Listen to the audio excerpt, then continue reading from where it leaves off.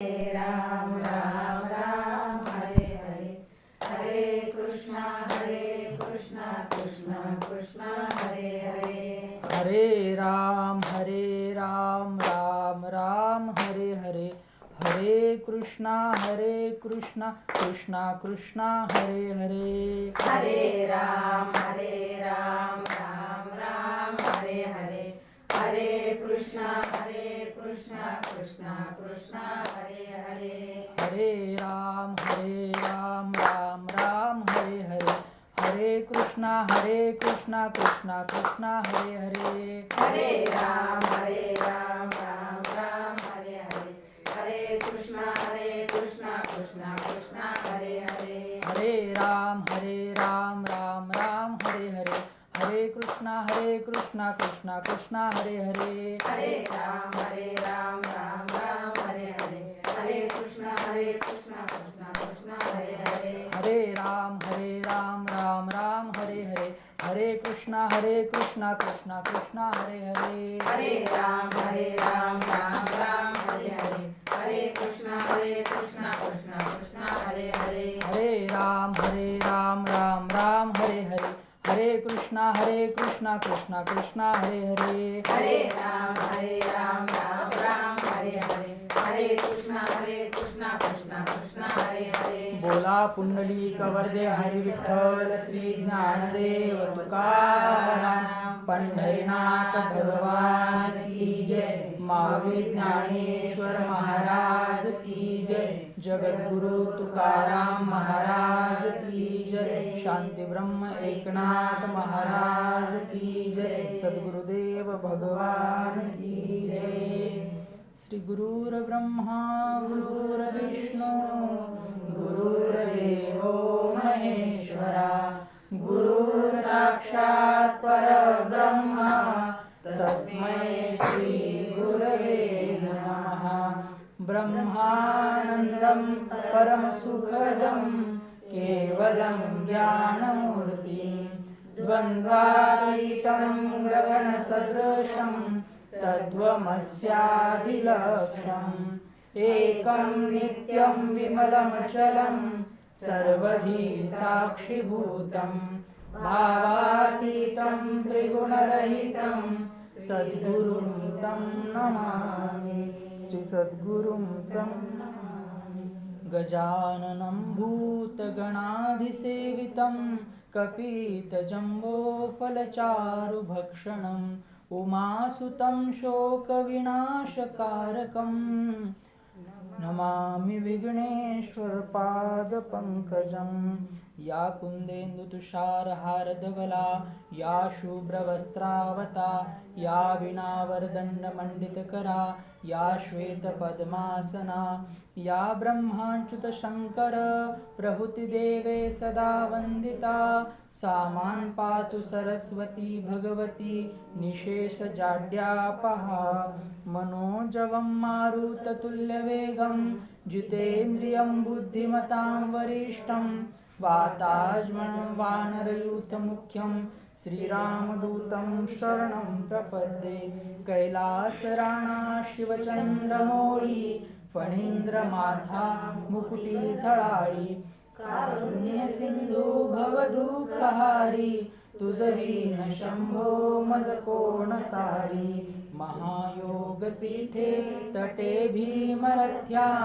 वरं पुंडलिकाय दातुं मुनीन्द्रे समागत्य तिष्ठं तमानन्दकन्दं परब्रह्मलिङ्गं भजेत् पाण्डुरङ्गं परं ब्रह्मलिङ्गं भजेत् पाण्डुरङ्गं बोला पुंडलिक वरदे हरी विठ्ठल श्री ज्ञानदेव तुकाराम पंढरीनाथ भगवान की जय माऊली ज्ञानेश्वर महाराज की जय शांती ब्रह्म एकनाथ महाराज की जय सद्गुरुदेव भगवान की जय. तर आपण ज्ञानेश्वर माऊलींच्या हरिपाठावरचं आपलं चिंतन 12व्या अभंगापर्यंत करून झालेलं आहे. आज 13व्या अभंगावर आपण चिंतन करीत आहोत. तर आपण सर्वांनी अभंग म्हणायचा आहे मागे. समाधी हरीची समसुखे विण, समाधी हरीची समसुखे विना, न साधेल जाण द्वैत बुद्धी, न साधेल जाण द्वैत बुद्धी, बुद्धीचे वैभव अन्य नाही दुजे, बुद्धीचे वैभव अन्य नाही तुझे. एका केशवराजे सकळ सिद्धी, एका केशवराजे सकळ सिद्धी, रिद्धी सिद्धी निधी अवघीच उपाधी, रिद्धी सिद्धी निधी अवघीच उपाधी, जवत्या परमानंदी मन नाही, जवत्या परमानंदी मन नाही. ज्ञानदेवी रम्य रमले समाधान, ज्ञानदेवी रम्य रमले समाधान, हरीचे चिंतन सर्व काळ, हरीचे चिंतन सर्व काळ, हरिमुखे म्हणा हरिमुखे म्हणा, हरिमुखे म्हणा हरिमुखे म्हणा, पुण्याची गणना कोण करी. पुण्याची गणना कोण करी. तर असा हा अभंग 13वा अभंग आहे माऊलींच्या हरिपाठाचा.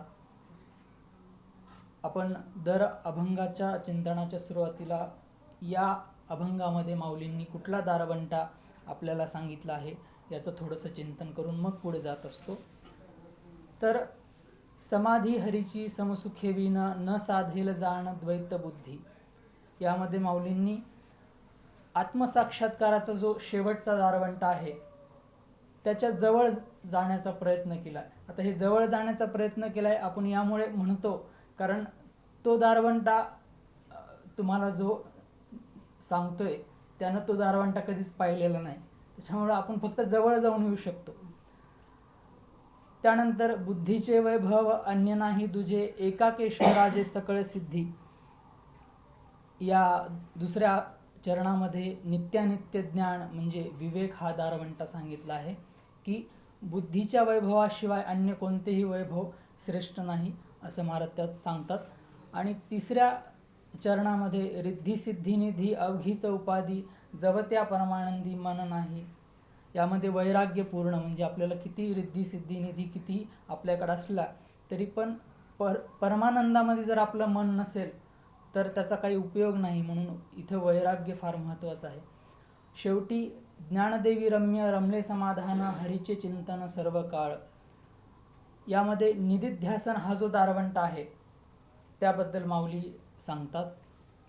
तर सुरुवातीच्या पहिल्या चरणामध्ये समाधी हरीची समसुखे विण, न साधेल जाण द्वैत बुद्धी, याचा सरळ सरळ अर्थ असा होतो की सृष्टीमधील लहान मोठे जे मितूपणा, लहान मोठेपणा किंवा मान अपमान वगैरे वगैरे हे जे भेदरूपी वैषम्य आहेत याचा विचार करून आपण जोपर्यंत ती द्वैतबुद्धी आपली जाणार नाही किंवा या सुखदुःखामध्ये मान अपमानामध्ये जोपर्यंत आपल्यामध्ये समता येणार नाही तोपर्यंत आपण त्या समाधी अवस्थेला प्राप्त होऊ शकणार नाहीत. किंवा आपलं जे आता हे समाधी म्हणजे काय, तर समाधी म्हणजे निरंतर ध्यान अवस्था. आपण आपल्या समाधी सोहळ्याच्या कीर्तनामध्ये सांगितलं होतं की समाधी म्हणजे काय, की समाधी म्हणजे निरंतर ध्यानाची अवस्था. आता त्यासाठी असं गरजेचं नाही की माऊलीसारखी आपण समाधी घेतली पाहिजे म्हणजेच आपल्याला निरंतर ध्यानावस्था प्राप्त होईल, असं नाही. चालता चालता, बोलता बोलता, प्रवास करताना किंवा घरचं काम करताना आपल्याला ही निरंतर समाधी प्राप्त होऊ शकते, निरंतर ध्यानाची अवस्था प्राप्त होऊ शकते. परंतु बुद्धीमधील हा जो द्वैत भाव आहे, असमता आहे, ती गेल्याशिवाय काय आपल्याला ही समाधी प्राप्त होऊ शकत नाही. आपण मागच्या अभंगामध्ये पाहिलं होतं की पारियाचा रवा घेता भूमीवरी, यत्न परोपरी साधन तैसे. ही समाधीचं जे ध्यानाचं सुख आहे हे मिळवण्यासाठी यत्न करावे लागतात आपल्याला. जसं पाऱ्याचा आपण उपमा महाराजांनी दिली होती की पारा जर जमिनीवर पडला तर आपल्याला लवकर उचलता येत नाही कारण तो द्रव रूपात असतो. त्यामुळे द्रव रूपात म्हणजे थोडक्यात आता घ्या की पाणी पडलं समजा जमिनीवर, ते आपल्याला उचलता येईल का, नाही. ते कधी उचलता येईल, पाण्याच्या ऐवजी पाण्याचं जे घन रूप म्हणजे बर्फ आहे, बर्फ जर खाली पडला तर उचलता येईल. तसंच ह्या आसक्तीमध्ये संसाराच्या आसक्तीमध्ये जे आपलं मन आपली बुद्धी पडलेली आहे ती केव्हा उचलता येईल, ज्यावेळेस ती थंड होईल. थंड म्हणजे कशी होईल, एकाग्र होईल, त्याच वेळेस ती आपल्याला उचलता येईल आणि परमात्म्यामध्ये लावता येईल. तर मग आपलं नामस्मरण करणं हे सुद्धा ध्यान होऊ शकतं. आपलं प्राणायाम करणं हे सुद्धा ध्यान होऊ शकतं. किंवा भगवंताचं दर्शन घेणं, भगवंताच्या श्रीचित्राला न्याहाळणं हे सुद्धा आपलं ध्यान होऊ शकतं. आणि निसर्गाचं दर्शन करणं हे सुद्धा आपलं ध्यान होऊ शकतं बरं का महाराज. आता नामस्मरणाचं ध्यान कसं होऊ शकतं याबद्दल आपण पाहिलं होतं. कधी पाहिलं होतं की वाचेचे किती प्रकार, 4 प्रकार आपण पाहिले होते. आपण काय सुरुवातीला वैखरी वाणीनं आपण काय करतो, भजन करतो. त्यानंतर मध्यमा वाणीमध्ये म्हणजे कंठाने भजन करतो थोड्या वेळाने आपलं पश्चंती म्हणजे हृदयामध्ये भजन करतो. आणि मग वाणीला जो प्राप्त झाला त्याची ही निरंतर ध्यानाची अवस्था साध्य होते. आणि भगवंताचं जे स्वरूप निहाळणं आहे, पांडुरंगाच्या समोर बसलोय आपण, फोटो समोर पांडुरंगाचा आहे, पांडुरंगाची मूर्ती निहाळतोय आपण, सद्गुरूंची मूर्ती निहाळतोय, किंवा जी कुठली आपण आपली जी कोणती इष्टदेवता असेल त्याच्यासमोर बसून आपण त्या भगवंताची मूर्ती निहाळतोय. आणि निहाळत असताना डोळे बंद झाले, आपोआप डोळे बंद होतात आणि बंद डोळ्याच्या समोर सुद्धा भगवंताचं दर्शन होतं. अशी जी ध्यानाची अवस्था आहे. मग तो साधक इकडे तिकडे कुठे जरी फिरत असला त्याला सर्वकडे भगवंताचाच चेहरा दिसणार. आणि प्राणायाम जे आपण करतो ना महाराज, प्राणायाम करताना सुद्धा ध्यानाची अवस्था प्राप्त होऊ शकते. कशी होऊ शकते? थोडक्यात आपण अनुलोम विलोम प्राणायाम करतो. कसे करतो की डाव्या नाकाने श्वास घेतो, थोडा वेळ थांबवतो आणि उजव्या नाकाने.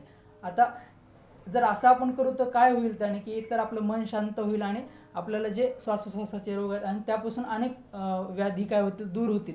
परंतु याला जर ध्यान अवस्थेमध्ये जर करायचं असेल प्राणायाम तर सोपं आहे. त्याला भगवंताच्या नामाशी जोडायचं. कसं जोडायचं? आपण श्वास मध्ये घेतला, मध्ये भगवंताचं नाम चिंतन करायचं, थोडा वेळ श्वास ठेवायचा तसाच, आणि मग उजव्या नाकाने श्वास सोडताना श्वास सोडून द्यायचा. मग परत उजव्या नाकाने श्वास घेतला की आपण काय करायचं, मनामध्ये भगवंताचं नाम धारण करायचं आणि परत डाव्या नाकाने सोडायचं. असं सुद्धा आपला एक ध्यान आपण करू शकतो. आणि अशा अवस्थेत मग साधकाला काय होतं की परमानंदाची प्राप्तीकडे माणूस थोडा थोडा जात असतो. आणि दुसरी एक गोष्ट म्हणजे समाधी किंवा हे ध्यान म्हणजे काय आहे की प्राणाचा, मनाचा आणि बुद्धीचा जो लय आपण परमेश्वरामध्ये करतो. किंवा थोडक्यात असं म्हणा की आपण पाहिलं होतं मागे, त्रिगुण असार निर्गुण हे सार, सारासार विचार हरिपाठ. आपण प्राण म्हणजे काय, आपले श्वासोश्वास, प्राणाची शक्ती आपल्या इंद्रियांना पोहोचत असते, बरोबर. आपण श्वास जर नाही घेतला तर आपण आपले इंद्रिय हलू शकतात का, किंवा त्यांना शक्ती मिळू शकते का, नाही. तर इंद्रिय ज्या सुखाकडे आपल्याला नेत असतात ते तामसी सुख आहे, तमोगुणातलं सुख आहे. तर त्या सुखापासून आपण वर यायचं आहे, ते सुखाचा त्याग करायचा आहे, त्याची आसक्ती नाहीशी करायची आहे. त्यानंतर मन काय करतं, आपल्याला रजोगुणामध्ये ओढत असतं, म्हणजे अहंकारी होत असतं मन, नाही का. जर मन अहंकारी झालं तर आपण सत्वगुणाकडून रजोगुणाकडे येत असतो. आणि तेच मन जर इंद्रियाच्या लोलुपतेला बळी पडलं तर परत ते तमोगुणाकडे जात असतं. म्हणून मनाचा सुद्धा जे आपण मागच्या वेळेस ओवी पाहिली होती की जो मनाशी चाडणं सांगे, ज्ञानेश्वर महाराज असं म्हणतात. मनातल्या प्रत्येक इच्छा आपल्या पूर्ण होत नसतात. म्हणून आपण मनातल्या प्रत्येक इच्छा पूर्ण करण्याच्या नादी नाही लागायचं. ज्या इच्छा आपल्या भगवत प्रीतीसाठी, ज्या इच्छा आपल्या भक्तीसाठी पूरक असतील, किंवा ज्या इच्छा आपल्या कर्तव्य करण्यासाठी पूरक असतील, तेवढ्याच इच्छांच्या आपण मागे लागायचं. त्यानंतर बुद्धीचा लय सुद्धा करायचा आहे. म्हणजे मुळात काय असतं महाराज की इंद्रिय ही मनानुसार चालत असतात. म्हणजे इंद्रियांना कर्म करण्याची शक्ती कोण देत असतं की मन हे इंद्रियांना कर्म करण्याची शक्ती देत असतं. त्यानंतर मनाला कोण शक्ती देत असतं की बुद्धी देत असते शक्ती मनाला, की असं असं कर्म करण्याची जी काही शक्ती आहे किंवा विचार करण्याची शक्ती आहे. आणि बुद्धीला जो कोणी देत असतो ना शक्ती, तो असतो आपण म्हणजे कोण, आत्मा किंवा परमात्मा धरा. आपण आत्मा आहोत म्हणजे कोण आहोत, परमात्म्याचं स्वरूप आहोत. मम एवंशो जीवलोके जीवभूत सनातन. तर मनाचा लय केल्यानंतर बुद्धीचा सुद्धा लय करून त्या परमात्म्यामध्ये स्थित व्हायचं आहे. ज्याप्रमाणे कमळाचं फुल असतं पहा, कमळाचं फुल वास्तवता त्याचं जे बीज जर पाण्यामध्ये पडलं ते चिखलामध्ये जातं. त्या चिखलामध्ये कमळाचं रोप किंवा कमळाचं ते रोप जे असतं ते उगवतं आणि ते कमळाचं रोप किंवा ते कमळाचं फूल काय करतं की त्या चिखलाला सोडून देतं, जसा वर येतो ना चिखलाला सोडून देतं आणि पाण्यात येतं. थोड्या दिवसानं काय करतं पाण्याला सुद्धा सोडून देतं आणि पाण्याच्या वर येऊन कमल उगलतं, तेव्हाच ते छान दिसेल. पाण्यामध्ये असलेलं कमल आपल्याला दिसणारही नाही आणि त्याच्या किती जरी सुंदर असलं तरी ते आपल्याला त्याचा काहीच फायदा नाही, बरोबर.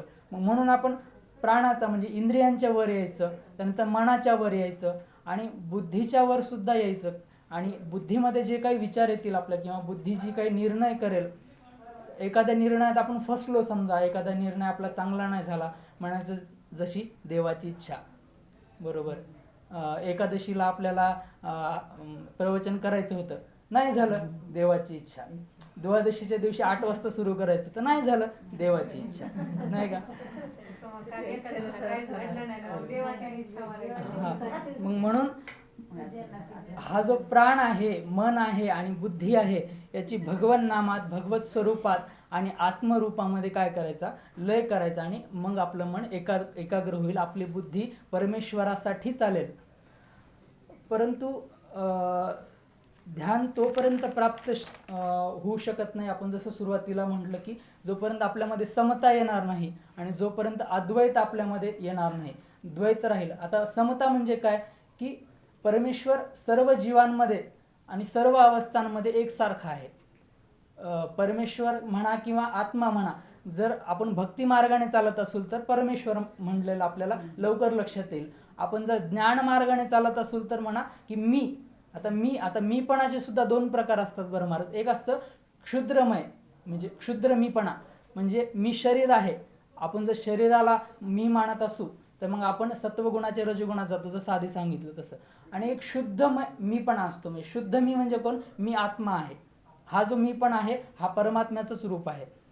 तर हा परमात्मा किंवा हा आत्मा प्रत्येक परिस्थितीमध्ये, प्रत्येक जीवांमध्ये कसा आहे, समप्रमाणात आहे.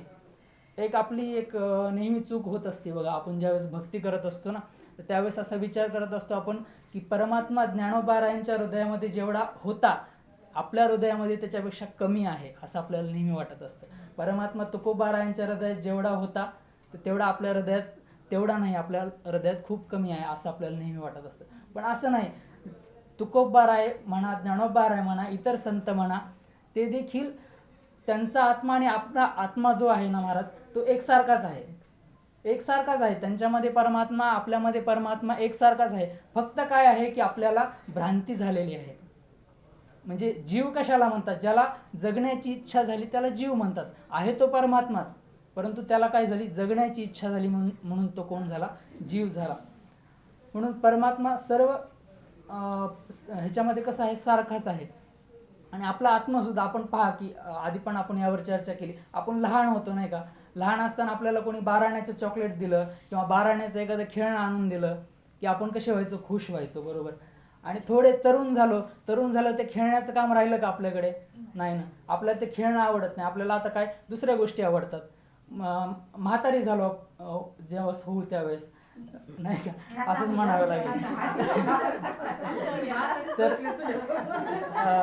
तर वृद्धावस्थेत सुद्धा आपल्याला जे तरुणपणात ज्या गोष्टी आवडतात, पैसा आवडतो थोडक्यात, किंवा इतर काही जास्त खायला आवडतं समजा थोडक्यात, नाही का, ह्या गोष्टी आपल्याला म्हातारपणी आवडणार नाहीत, नाही का. म्हातारपणी एवढं जेवण जाणार नाही जेवढं आपण तरुणपणात जेवत होतो तेवढं.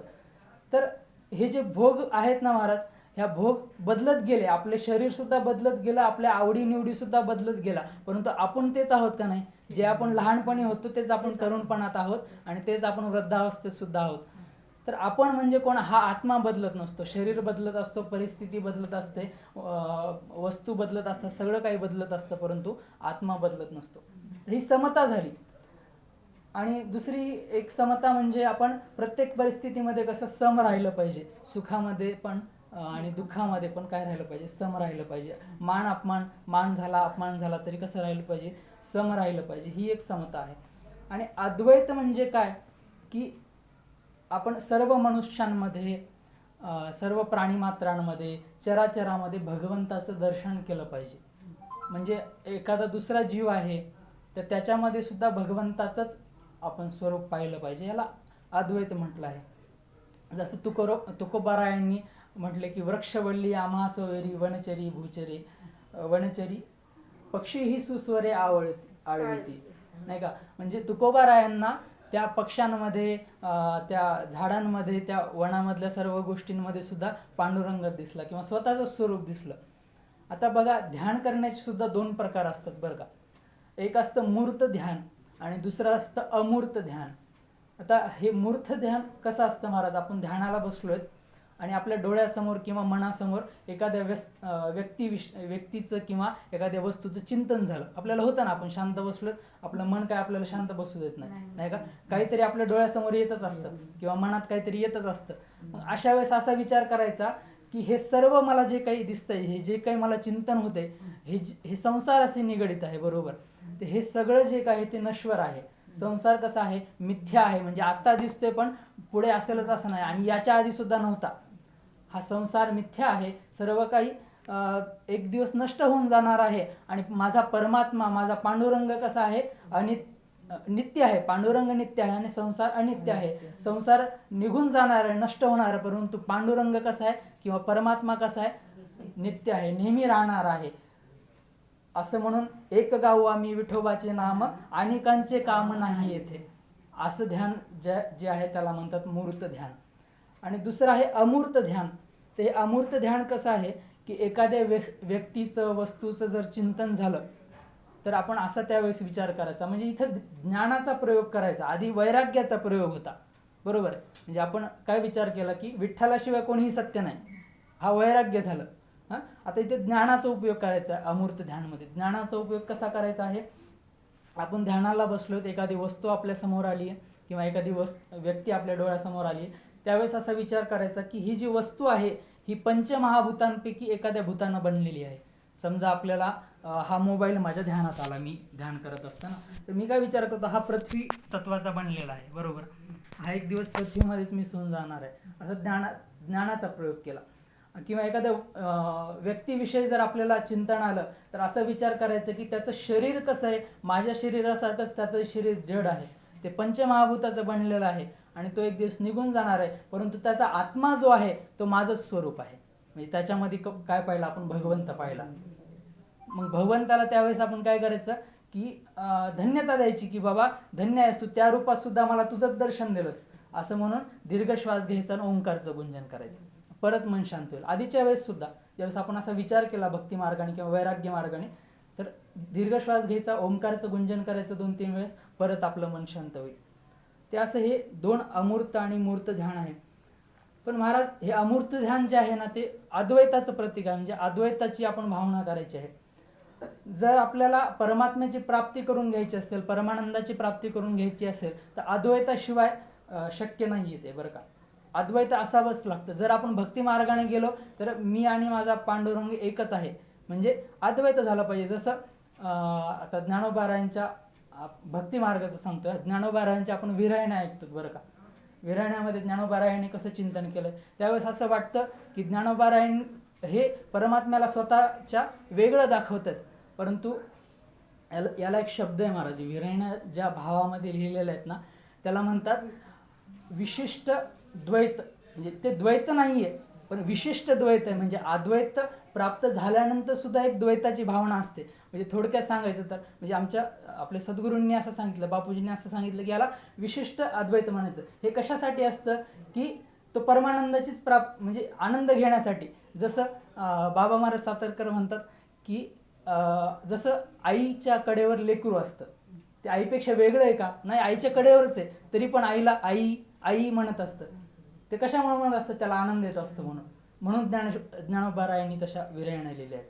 हे भक्ती मार्गाने झालं, एकरूपता आहे, बरोबर.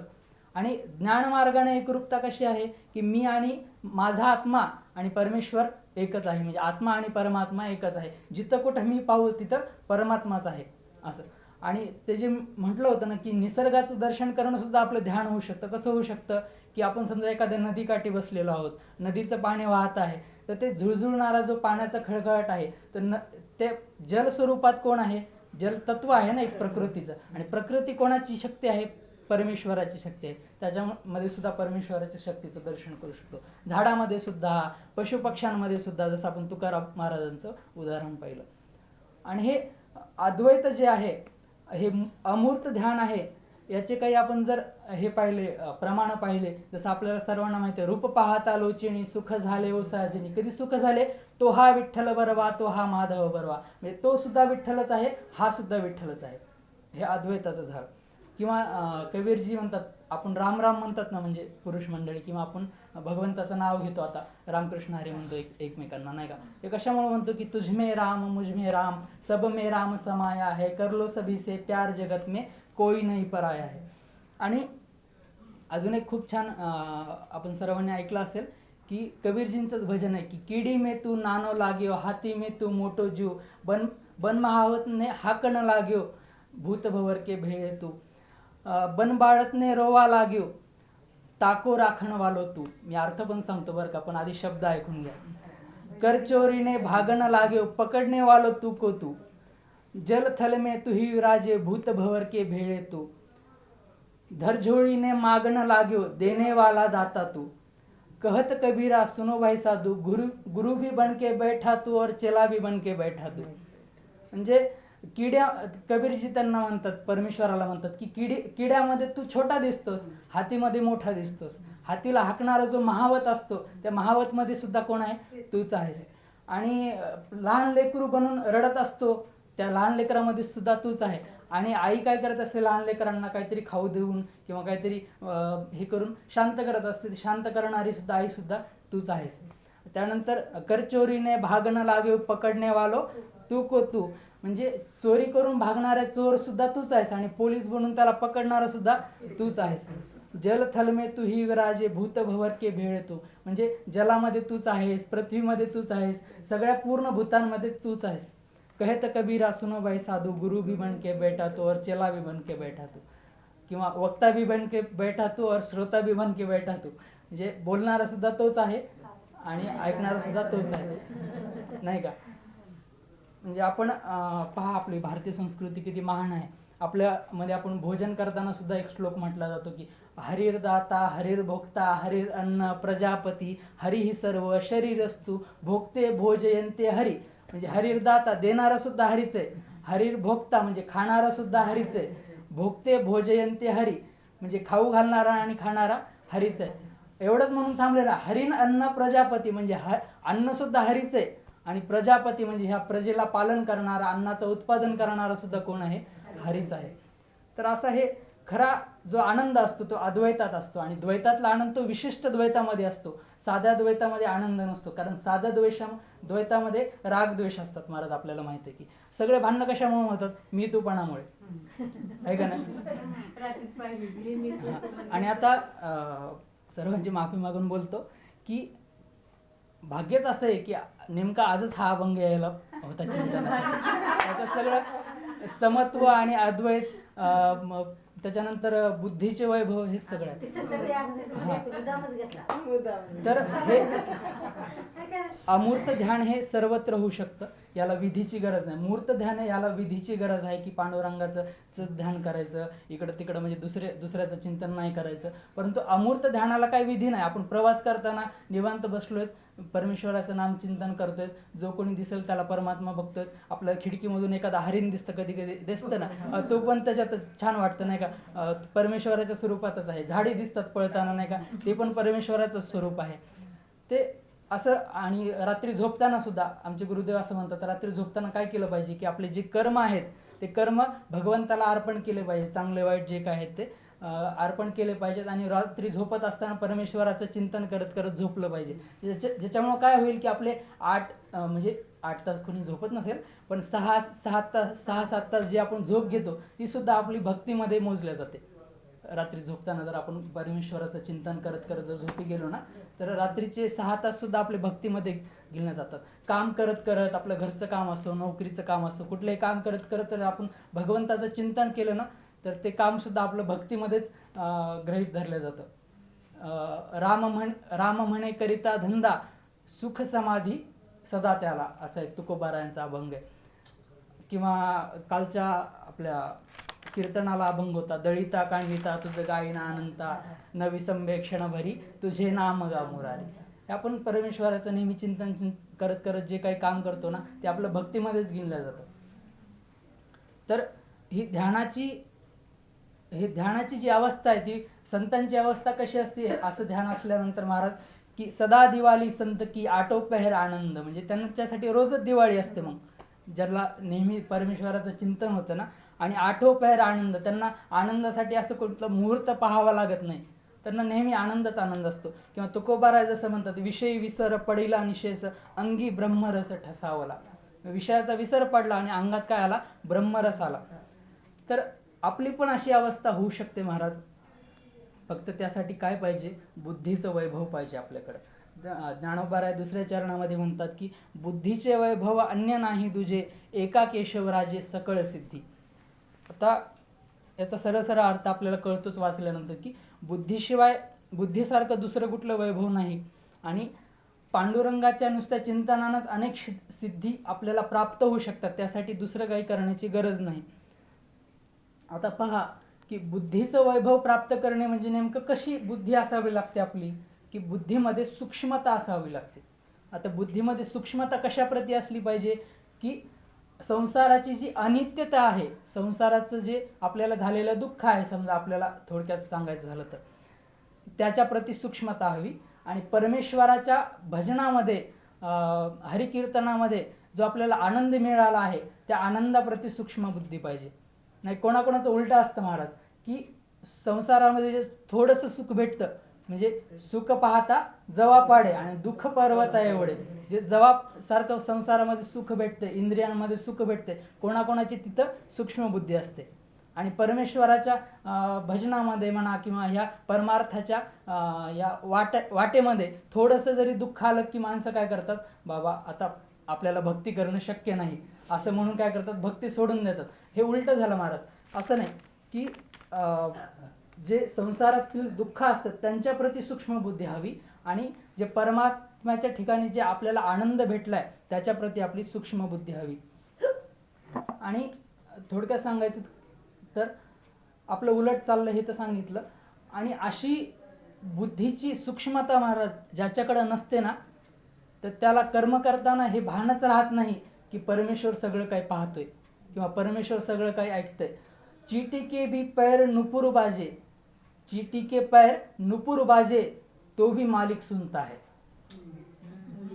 मुंगीच्या पायात सुद्धा जर घुंगुर वाजलं ना, आता मुंगीचे पाय केवढे असतात, त्यांच्या पायामध्ये बांधण्यासाठी घुंगरू केवढं बनवावं लागेल, ते जरी वाजलेलं ना महाराज देवाला ऐकू येतं, नाही का महाराज. म्हणून परमेश्वर म्हणतात आपल्या भगवद्गीतेमध्ये 2ऱ्या अध्यायाचा 48वा श्लोक आहे, योगस्थः कुरु कर्मणी संगम त्यक्त्वा धनंजय सिद्धी असिद्ध्योः समो भूत्वा समत्वम योग उच्यते. परमेश्वर सांगतात की अर्जुना काय कर, योगात स्थित होऊन ईश्वरासाठी कर्म कर. कर्म कोणासाठी कर, ईश्वरासाठी. ईश्वर आपल्यावर खुश झाला पाहिजे, आपले कर्म पाहून आपले सद्गुरू आपल्यावर खुश झाले पाहिजे, आपला परमात्मा आपल्यावर खुश झाला पाहिजे. असा विचार करून आपण काय केलं पाहिजे की कर्म केलं पाहिजे आणि आसक्तीचा त्याग केला पाहिजे. आणि भगवंत तर इथपर्यंत म्हणतात की सिद्धी असिद्ध्योः समो भूत्वा, म्हणजे सिद्धी आली असिद्धी आली, म्हणजे आपण ज्यासाठी भक्ती करतोय ती भक्ती आपली सफळ झाली असफळ झाली याची सुद्धा तू चिंता करू नको, त्याच्यामध्ये कसा राहा, सम राहा, कारण समत्व हा सगळ्यात मोठा योग आहे असं परमात्मा सांगतात. आता महाराज की असे जे लोक असतात जे कर्म करताना खबरदारी घेत नाहीत की भगवंत पाहतोय, त्यांच्यासाठी भगवंत कुठेतरी स्वर्गात असतो, वैकुंठात असतो, असं कुठेतरी असतो. परंतु आता पहा की स्वार्थ आणि परमार्थ हे विरुद्धार्थी शब्द आहेत बरं का महाराज. बऱ्याचदा काय होतं की अनेक लोक असे असतात जे परमार्थातून स्वार्थ प्राप्त करण्याचा प्रयत्न करत असतात. परंतु स्वार्थ म्हणजे काय, स्वतःच्यासाठी काम केलेलं, म्हणजे इंद्रिय लोलुपतेमध्ये असून संसारातील सुख उपभोगण्यासाठी केलेलं काम म्हणजे स्वार्थ असतं. आणि परमार्थ म्हणजे काय, परम अर्थ, म्हणजे जे परम अर्थ आहे, ज्याचा हेतू कसा आहे की खरं सुख हे करण्याचा किंवा दुसऱ्याला सुख देण्याचा हेतू आहे, याला म्हणतात परमार्थ. हे स्वार्थ आणि परमार्थ हे कसे विरुद्धार्थी शब्द आहेत.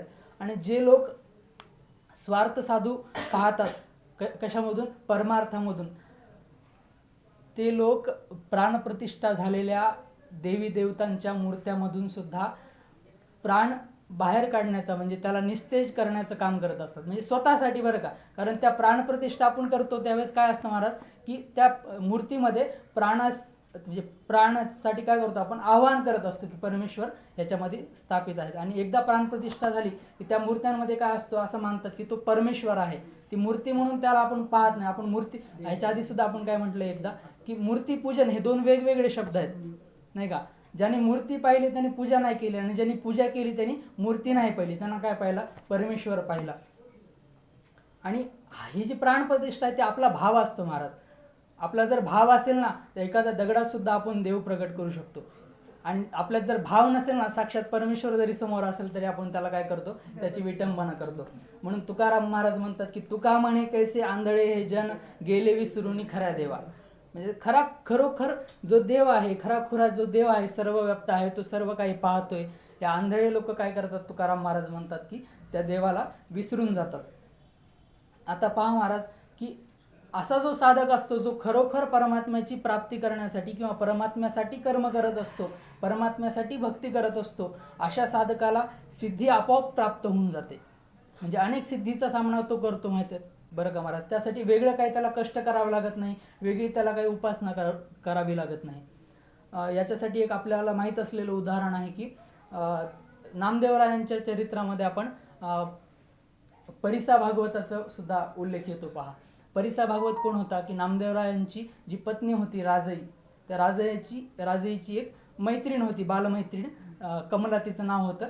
ती पण त्याच गावात दिलेली होती, म्हणजे दोघींचं माहेर एकच. राजई काय नामदेवरायांच्या घरामध्ये आलेली होती, आणि ती जी कमला होती ती परिसा भागवतच्या घरी आलेली होती. मग एकदा आता नामदेवरायांचं जर आपण परिस्थिती पाहिली तर एवढी काही श्रीमंतीची परिस्थिती नव्हती, जेमतेम गरिबीची परिस्थिती होती.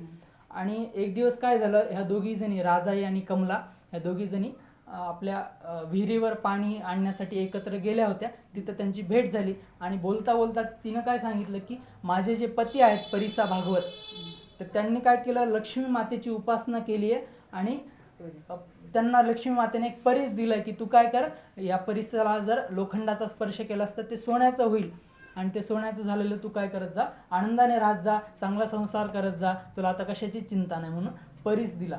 तर त्या कमलाने सांगितलं की आम्ही आता काही दिवसासाठी बाहेर तीर्थक्षेत्राला जात आहोत, तर आम्हाला ह्या परिसाचं सध्या तर काही काम नाही, आम्ही यात्रेत घेऊन जाऊ तर कोणी चोरून घेऊन जाईल, त्याला धोका आहे, म्हणून काय कर, ही परीस तुझ्याकडे ठेव, आणि तू माझी मैत्रीण आहेस म्हणून मी तुला सांगते की याला जर लोखंडाचा स्पर्श झाला तर सोनं होतं, तर तू काय कर, आपल्या संसारासाठी काही सोनं बनव, आणि घरामध्ये चांगल्या चांगल्या वस्तू आण, आणि तुझा संसार कसा होईल, सुखाचा होईल. आता सुखाचा म्हणजे प्रापंचिक लोकांच्या दृष्टीने सुखाचा, बरं का महाराज. मग त्या राजाईनं तो परीस घेतला, आपल्या घरी गेली, जे काही लोखंड होतं त्याला स्पर्श केला, त्याचं सोनं बनवलं, आणि आपलं घर धनधान्यांनी भरून टाकलं, वेगवेगळ्या सोयीसुविधांनी भरून टाकलं. आणि नामदेवराय सुद्धा असेच बाहेर कुठेतरी कीर्तनासाठी गेले होते, आणि नामदेवराय थोड्या दिवसांनी कीर्तनातून तिकडे जिथं गेले होते तिथून वापस आले, आणि नामदेवरायांनी पाहिलं की हे आपलं घर नाही. कारण आपण गेलो तर आपल्या घरामध्ये एवढ्या वस्तू नव्हत्या, आपल्या घराला एवढी रांगोटी नव्हती, असं कसं तरी पडकं घर होतं, पडका वाडा होता आपला. मग पाहिलं तर राजाई तर दिसते, मग म्हणजे आपलंच घर आहे, नाही का. राजाईला विचारलं हे काय आहे नेमकं. मग राजाईनं काय केलं, सगळी झालेली गोष्टी सांगितल्या, राजाईनं जे काही घडलं ते सगळं सांगितलं. तर नामदेवराय म्हणले असं आहे का, त्या परिसामुळे सगळं झालंय का, मग ते परीस दाखव बरं मला, कसा असतो बघू दे बरं. त्या राजाईनं काय केलं, नामदेवरायांच्या हातावर तो परीस ठेवला.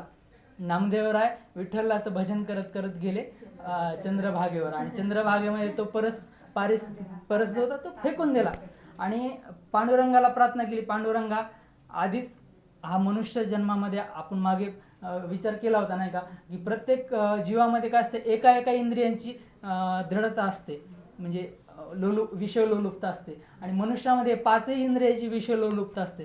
तर नामदेवराय त्या पांडुरंगाला प्रार्थना करू लागले की पांडुरंगा, आधीच मनुष्य देहामध्ये आलोय, आणि मनुष्य देह दुर्लभ मानुष्य देहो, आणि त्याच्यापेक्षा दुर्लभ चित्त विश्रांती. म्हणजे मनुष्य देह तर दुर्लभ आहे, पण मनुष्य देहाला येऊन सुद्धा चित्ताची विश्रांती दुर्लभ आहे.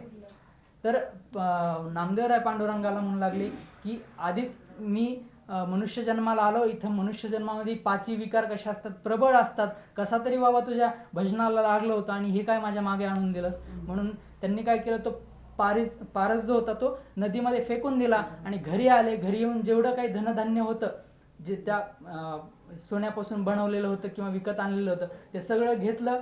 चंद्रभागेच्या काठी आले. जे वैष्णव आले होते त्या वैष्णवाला, गरिबांना, सगळ्यांना ते धनधान्य वाटून दिलं आणि चंद्रभागेच्या तीरावर बसून नामदेवराय भजन करू लागले. आता नामदेवराय भजन करू लागले, आपल्याला ती संधी सोडायची का नामदेवरायांसोबत भजन करण्याची? नाही ना. तर आपण सर्वांनी नामदेवरायांसोबत काय करूयात, भजन करूयात. सर्वांनी भजन करा. नामदेवराय गाऊ लागले, विठ्ठल विठ्ठल विठ्ठला हरी ओम विठ्ठला, विठ्ठल विठ्ठल विठ्ठला हरी ओम विठ्ठला, विठ्ठल विठ्ठल विठ्ठला पांडुरंगा विठ्ठला, विठ्ठल विठ्ठल विठ्ठला पांडुरंगा विठ्ठला, विठ्ठल विठ्ठल विठ्ठला हरी ओम विठ्ठला, विठ्ठल विठ्ठल विठ्ठला हरी ओम विठ्ठला. तेवढ्यात परिसा भागवत तो घरी आला तीर्थयात्रेवरून. ती कमला जी होती, राजई आईसाहेबांची जी मैत्रीण होती, ती राजईकडे आल्या आणि तिने विचारलं की माझा जो परीस आहे तो मला वापस द्या, आता आम्ही तीर्थक्षेत्रावरून आलेलो आहोत. मग राजाईने झालेली सगळी परिस्थिती सांगितली. मग ती परिसा भागवतला परिस्थिती कळाली. परिसा भागवत पळत पळत गेली नामदेवरायांकडे. नामदेवरायांना म्हणू लागले की तुम्ही माझा अमूल्य असा परीस काय केला, नदीत टाकून दिला, मला तो माझा परत द्या. तर नामदेवराय त्यांना म्हणू लागले की ह्या नश्वर परिसाच्या मागे कशाला पळतोस, जो शाश्वत परिस आहे, जो लोखंडाचं सोनं करण्याच्या ऐवजी ह्या जीवाचं सोनं करून घे ना, पांडुरंगाचं भजन कर माझ्यासोबत. तर परिसा भागवताची त्याच्याकडे बुद्धीची वैभवता नव्हती बरं का, हे बुद्धीचे वैभव जे होतं ना त्याच्याकडे नव्हतं. तो काय म्हणू लागला, नाही मला माझा पारसच पाहिजे, काही कर मला माझा पारस दे. नामदेवरायांच्या लक्षात आलं की हा काय आता ऐकत नाही, आता ह्याला काहीतरी वेगळंच काहीतरी उपाय करावा लागेल. नामदेवराय त्या चंद्रभागेत उतरले कमरे इतक्या पाण्यामध्ये आणि खाली गेले आणि असे ओंजळवरून दगड वरी काढले. आणि नामदेवराय म्हटले त्याला, आता याच्यापैकी तुझा परीस कुठला आहे तो ओळखून घे. त्याने आता असा लोभी माणूस बघा त्याच्यासोबतच असतो, लोखंड खिशातच होतं, त्याच्यामध्ये लोखंडाचे 4-5 तुकडे खिशामध्येच होते. तर त्याने एक परीस घेतला, एका लोखंडाला लावून बघितला, सोनं झालं. दुसरा दगड घेतला, त्याला लावून बघितला, अरे ते पण सोनं झालं. तिसरा दगड घेतला, लावून बघितला, तो पण सोनं झालं. आता त्याला विचार पडला की मी तर एकच परीस मागत होतो आणि या नामदेवरायांनी इतके परीस कस काय काढले. तो नामदेवरायांना विचारू लागला. नामदेवराय म्हटले, अरे जो त्याचं भजन करतो ना पांडुरंगाचं, तो त्याला सकळ सिद्धी अशाच देऊन टाकतो. बरं का, आपला मुद्दा कुठे चालू आहे बघा, एका केशवराजे सकळ सिद्धी. आणि तेवढ्यात ते राजाई आणि कमला वगैरे सगळे आले होते. त्यांचा गोंगाट ऐकून सगळे तिथं पंढरपूरचे सगळे लोक जमले होते. आणि तो परिसा भागवतांनी काय केलं, नामदेवरायांच्या चरणावर साष्टांग दंडवत घातलं आणि नामदेवरायांना म्हटले की तुम्ही मला मंत्र दीक्षा द्या, मी तुमचा शिष्य आहे. आणि नामदेवरायांचा पहिला शिष्य जर कोणी असेल तर तो परिसा भागवत आहे. आणि त्यावेळेस महाराज नामदेवराय भजन करू लागले. नामदेवरायांनी त्याला मंत्र दिला. नामदेवराय भजन करू लागले, परिसा भागवत भजन करू लागला, राजाई कमला दोघी भजन करू लागले आणि पंढरपूरचे जेवढे लोक जमले होते तिथं सगळेजण भजन करू लागला. कुठला भजन करू लागले, विठ्ठल विठ्ठल विठ्ठला हरी ओम विठ्ठला, विठ्ठल विठ्ठल विठ्ठला हरी ओम विठ्ठला, विठ्ठल विठ्ठल विठ्ठला पांडुरंगा विठ्ठला, विठ्ठल विठ्ठल विठ्ठला पांडुरंगा विठ्ठला, विठ्ठल विठ्ठल विठ्ठला माय बापा विठ्ठला, विठ्ठल विठ्ठल विठ्ठला माय बापा विठ्ठला, विठ्ठल विठ्ठल विठ्ठला इकडे तिकडे विठ्ठला, विठ्ठल विठ्ठल विठ्ठला इकडे तिकडे विठ्ठला, विठ्ठल विठ्ठल विठ्ठला सर्वत्र तूच विठ्ठला, विठ्ठल विठ्ठल विठ्ठला सर्वत्र तूच विठ्ठला. तर अशा प्रकारे परिसा भागवताला हे कळालं की आपण आपण जी एक सिद्धी प्राप्त केली होती त्या सिद्धीचा नामदेवरायांसारख्या संतांपुढे काहीच मोल नाही. म्हणजे संत कसं असतं महाराज की या परमार्थामध्ये ही पण एक अडचणच आहे बरं का. रिद्धी सिद्धी जी आहे ना महाराज, रिद्धी सिद्धी निधी ही पण एक परमार्थातली अडचणच आहे. माणूस एका लेवलला पोहोचल्यानंतर त्याला रिद्धी सिद्धी प्राप्त होतात आणि माणसाला असं वाटतं की आपल्याला परमात्म्याचीच प्राप्ती झाली आहे, माणूस त्याच्यामध्ये अडकून बसतो. मग त्याच्यामुळे महाराज तिसऱ्या ह्याच्यामध्ये म्हणतात की रिद्धी सिद्धी निधी अवघीच उपाधी जव त्या परमानंदी मन नाही. आता एक तुम्हाला वाक्य सांगतो. आपल्या इथं धीरेंद्र शास्त्री महाराज आले होते बरोबर. आता तुम्ही ह्या वाक्याकडे त्यांचे लक्ष दिलं असेल की नाही माहिती नाही, पण शेवटच्या दिवशी कथेमध्ये आम्ही घरूनच पाहत होतो टी व्हीवर, तर ते असं म्हटले की ये दिव्य दरबार है, चिट्टिया पढ़ना वगैरह, पर्ची निकालना वगैरह, ये सब जो है वो एक सादा सुदा खेल है, परंतु आत्मानंद की कथा सुनना, परमात्मा की कथा सुनना, ये उससे बड़ी बात है. ते वाक्य मला इतकं आवडलं महाराज. आमचे गुरुदेव नेहमीच म्हणतात, परंतु त्यांनी जे वाक्य ते उच्चारलं ना महाराज, मला त्यांच्याबद्दल खूप आदरभाव निर्माण झाला. कारण ही साधीसुधी गोष्ट नाही महाराज. कारण आपल्याला जर एखादी रिद्धी प्राप्त झाली ना की माणसाला असं वाटतं की आपल्याकडे आता सगळंच आलं, आपल्याला आता काहीच करायचं काम नाही, आपलं जीवन सफळ झालं, आपल्याला आता सर्व काही सुख सुविधा आहेत त्या भोगायला सोपं पडणार आहे. परंतु महाराज म्हणतात की रिद्धी सिद्धी निधी अवघीच उपाधी. ही रिद्धी सिद्धी निधी जी आहे ती फक्त एक उपाधी आहे. जसं पद असतं ना, पद असे महाराज की एखाद्या राष्ट्रपतीचं म्हणा, पंतप्रधानाचं पद म्हणा, आता हे आमदार खासदार नगरसेवक हे मी बोलत सुद्धा नाही बरं का. पंतप्रधान राष्ट्रपती एवढंच काय, देवताचा राजा इंद्राचं सुद्धा एक पदच असतं बरं का. इंद्र हा एक कोणी असा ठरलेला देवता नसतो, ते सुद्धा एक पद असतं. असं म्हणतात ब्रह्मा सुद्धा एक पदच असतं बरं का. हे सर्व पद जे आहेत ह्या उपाध्या आहेत आणि या उपाध्या कधी ना कधी नष्ट होणाऱ्या आहेत. आपल्याला स्वर्ग जरी प्राप्त झाला ना, स्वर्गामधील जे आपण सुख अनुभवणार आहोत तिथं गेल्यानंतर, त्यानंतर आपलं पुण्य क्षीण होऊन आपण परत मृत्यू लोकात येणार आहोत. त्याच्यामुळे कुठल्याही उपाधीनं आपल्याला जो शेवटचा जो मुक्ती असते, मोक्ष असतो, तो मोक्ष प्राप्त होत नसतो. आता ह्या रिद्धी म्हणजे काय, ऐश्वर्य असतं. आपल्याला किती जरी ऐश्वर्य प्राप्त झालं तरी त्या परमानंदापुढे ते काही नाही. त्यानंतर सिद्धी म्हणजे काय, अणिमा गरिमा लघिमा ह्या अष्टसिद्धी असतात. आणि निधी 9 प्रकारच्या निधी असतात. निधी म्हणजे काय, धन. आपल्या प्रत्येकाच्या जीवनामध्ये धन येत असतं. ते धन 9 प्रकारे येत असतं बरं का महाराज. त्यामध्ये पद्मनिधी, महापद्मनिधी, नीलनिधी, मुकुंदनिधी, नंदनिधी, मकरनिधी, कच्छपनिधी, शंखनिधी, खर्वनिधी, हे सर्व 9 प्रकार आहेत. आता त्याच्याबद्दल जास्त बोलण्यामध्ये थोडं मी फक्त त्याचा उल्लेख करतो. ही जे पद्मनिधी आहे ती सात्विक संपत्ती असते. म्हणजे सात्विक कामातून येणारी संपत्ती असते आणि ती आपल्या खूप पिढ्यांसाठी चालत असते. म्हणजे खूप पिढ्या त्याच्यामध्ये त्याला पुरणारी ही संपदा असते. त्यानंतर महापद्मनिधी जी आहे ही सुद्धा सात्विकच असते संपत्ती, पण ती 7 पिढ्यापर्यंत आपल्याला चालत असते. त्यानंतर नीलनिधी असते, ही सत्वगुण आणि रजोगुण या दोन्हीचं मिश्रण होऊन आलेली काय असते, संपत्ती असते. ही मुख्यतः व्यापाराने येत असते. आता व्यापारामध्ये पहा की नुसतं सात्विकच नसतं माणूस, रजोगुण सुद्धा असतो. म्हणजे प्रत्येकच व्यापारी आपल्या ग्राहकाला खरंच बोलतो असं नसतं. आपण भाजीची समजा जोडी घ्यायला गेलो, मेथीची भाजी किती रुपये जोडी, 15 रुपये जोडी. आपण त्याला म्हणलं 10 रुपये कर ना, ते काय म्हणते मीच 12 रुपयानं आणलेली आहे. पण तो खरंच बोलतो असं नसतं. हे व्यापारामध्ये थोडंफार खोटं त्यांना बोलावी लागत असतं. म्हणजे ते त्यांचा समजा त्यांच्याबद्दल निंदा करणं नाही, पण हा सिद्धांत आहे की व्यापारामध्ये सत्व आणि रजगुण हे दोन्ही मिक्स असतं. आणि ही जी असती नीलनिधी ही काय 3 पिढ्यापर्यंत चालत असते. त्यानंतर मुकुंद निधी असतो, म्हणजे पूर्णतः रजोगुणातून आलेली जी संपत्ती असते. म्हणजे भोगामध्ये म्हणजे आपल्याला एखादी सुखाची इच्छा झाली, ती सुखाची इच्छा पूर्ण करण्यासाठी आपण काय केलं आहे की एखादा पैसा थोडासा कमवला आहे आणि ती सुखाची इच्छा आपण पूर्ण केली, ती ही एकाच पिढीपुरती ही निधी चालत असते. त्यानंतर नंदनिधी असते, ही रज आणि तमोगुणातून मिश्रण होऊन आलेली निधी असते. यामध्ये माणूस अहंकारी जास्त असतो. बघा काही लोक असतात की त्यांच्याकडे संपत्ती खूप असते पण त्याचा अहंकारही तेवढाच जास्त असतो त्यांच्यात.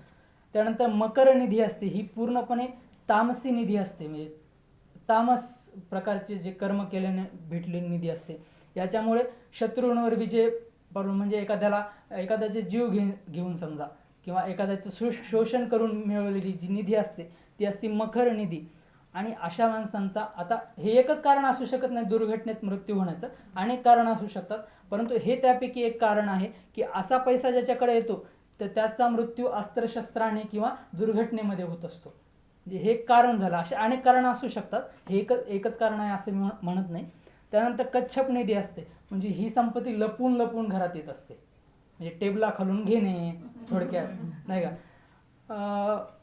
ह्याच संपत्तीचं कसं असतं महाराज, ती जशी येते तशीच निघून जात असते. म्हणजे किती जरी धन तसं आलं तरी त्याचा तो उपभोग घेऊ शकत नाही तो जो मनुष्य असतो तो. त्यानंतर शंखनिधी असते. शंखनिधी ही स्वतःसाठी माणूस कमवतो फक्त, म्हणजे एखादा व्यसनी माणूस असतो तो फक्त स्वतःसाठी कमवतो ते व्यसनामध्येच घालून टाकतो सगळा पैसा, परंतु त्याचं कुटुंब कसं असतं, गरिबीतच जगत असतं. तर याला म्हणतात, व्यसनात घालवण्याची जी निधी आहे त्याला शंखनिधी म्हणतात. आणि शेवटची आहे की खर्वनिधी. ही खर्वनिधी जी आहे वरच्या 8 प्रकारच्या निधीच्या संपत्तीची मिश्रित निधी असते. त्याच्यामध्ये स्वभाव सुद्धा माणसाचा मग मिश्रितच होतो. आणि असा एखादा माणूस पुढच्या जन्मात विकलांग पैदा होऊ शकतो, किंवा असा एखादा माणूस जर त्याला मोका भेटला तर तो एखाद्याचं धनसुद्धा बळकावतो. ज्याच्या घरात खर्व नावाची संपत्ती असतं. खर्व म्हणजे गाढवाचं नाव सुद्धा आहे बरं का महाराज. गाढवाला ह्याच्यामध्ये संस्कृतमध्ये खर असं म्हणतात. हे खर्व म्हणजे खरासारखी आलेली. खर कसा असतो तो, म्हणजे दिसतो घोड्यासारखा, लहानपणी कसा दिसतो गाढवाचं पिल्लू, एकदम सुंदर दिसतं, पण ते मोठेपणी कसं असतं एवढं सुंदर दिसत नाही. म्हणजे सगळं मिक्स आहे का नाही, म्हणून ही खर्वनिधी आहे. तर महाराज म्हणतात हे सर्व निधी जरी असल्या तर परमानंदी मन असल्यावर काय होईल महाराज, की सात्विक निधी आपल्या घरामध्ये येईल, नाही का. जर आपल्याला भजनाची आवड असेल तर आपण दुसऱ्याला फसवून पैसा कमवू का नाही. तर म्हणून आपल्या घरात कशी सात्विक संपत्ती येईल, म्हणून ही परमानंद. आणि त्यापेक्षा आपण जसं म्हणलो की प्राण आहेत, इंद्रिय आहेत, मन आहे, बुद्धी आहे, याच्यापेक्षा सुद्धा वर जायचं आहे आपल्याला. हा परमानंद त्याच्यापेक्षा सुद्धा वरचा आहे. फक्त पैसा कमवण्यासाठी किंवा स्वतःचा स्वार्थ साधण्यासाठी नाही. हा एखादा विधी असतो, तो आपण करून आपलं काही जे काम असतो ते करतो विधिवत करून, ती गोष्ट वेगळी आहे. परंतु हा परमानंद म्हणजे काय आहे की भगवंतासाठी कर्म करणं, जसं आपण काय केलं त्याच्यावर चिंतन केलं. म्हणून महाराज म्हणतात की रिद्धी सिद्धी निधी अवघी चौपादी जवत्या परमानंदी मन नाही. आणि शेवटच्या चरणात महाराज म्हणतात की ज्ञानदेवी रम्य रमले समाधान हरीचे चिंतन सर्व काळ. ज्ञानेश्वर महाराज स्वतःचा अनुभव सांगतात की मी काय असतो की नेहमी समाधानात असतो. आणि समाधानात कशामुळे असतो की मला सर्व काळ काय असतं, हरीचं चिंतन असतं. ज्याला हरीचं चिंतन सर्व काळ असतं तो नेहमी समाधानात असतो, हे पण आपण लक्षात ठेवलं पाहिजे. म्हणजे त्याला संसारामध्ये सुखबुद्धी नसते. संसारामध्ये जर सुखबुद्धी नसेल तर संसारात मान मिळू दे, अपमान मिळू दे, सुख मिळू दे, दुःख मिळू दे, तो नेहमी कसा असतो, समाधानी असतो. असं हे ज्ञानेश्वर महाराजांनी आपल्याला या अभंगामध्ये सांगितलं आहे.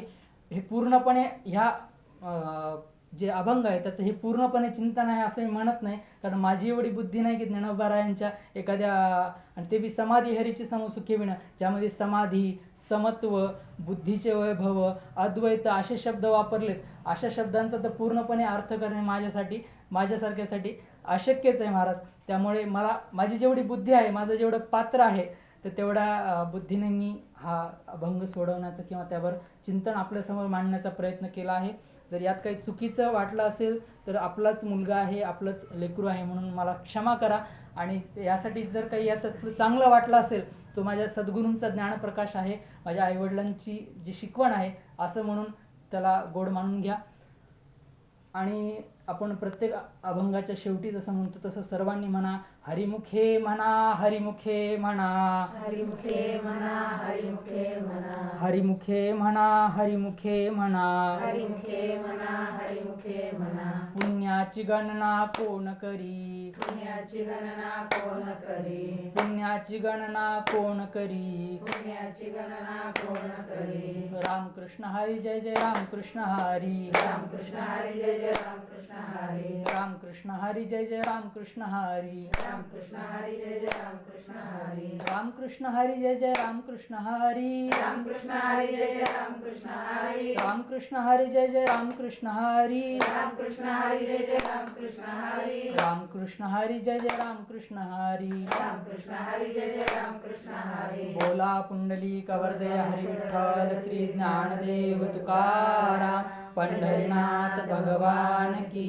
जय माऊली ज्ञानेश्वर महाराज की जय जगद्गुरु तुकाराम महाराज की जय शांती ब्रह्म एकनाथ महाराज की जय सद्गुरुदेव भगवान की जय पसदन्य आता विश्वात्मके देवे येणे वागयज्ञ तोषावे तोषोनी मज द्यावे पसाय दान हे जे खळांची व्यंकटी सांडो तया सत्कर्म रती वाढो भूता परस्परे जडो मैत्र जीवांचे दुरितांचे तिमिर जावो विश्व स्वधर्म सूर्य पाहो जो जे वांछिल तो ते लाहो प्राणी जात वर्षवत सकळ मंगळी ईश्वर निष्ठांची मांदियाळी अनावर्त भूमंडळी भेटतो त्या भूता चला कल्पतरूचे आरव चेतना चिंतामणीचे गाव बोलती जे आर्णव